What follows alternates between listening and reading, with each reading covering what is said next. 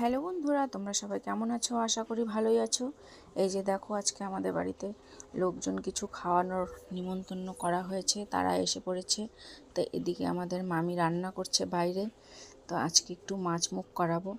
তো দেখো, এই যে রান্না করছে পাতলা আলুর মাছের ঝোল কাতল মাছ দিয়ে। তো মাছগুলো ভাজা হয়ে গেছে, মশলা দিয়ে আলু দিয়েও কষানো হয়ে গেছে। এবার জল দিয়ে দিবে। বেশ ভালোই গল্পই মজেছে সবাই, বেশ সুন্দর গল্প করছে, আর আমরা এখানে বসে বসে রান্না দেখছি।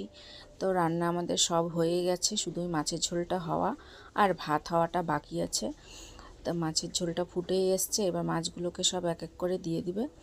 তারপর মাছের ঝোলটা নামিয়ে নেবে গরম মশলা দিয়ে। তো এরকম মাছের ঝোল খেতে খুবই ভালো লাগে। তো দেখো, তো কার কার এরকম মাছের ঝোল খেতে ভালো লাগে অবশ্যই আমাকে জানাবে।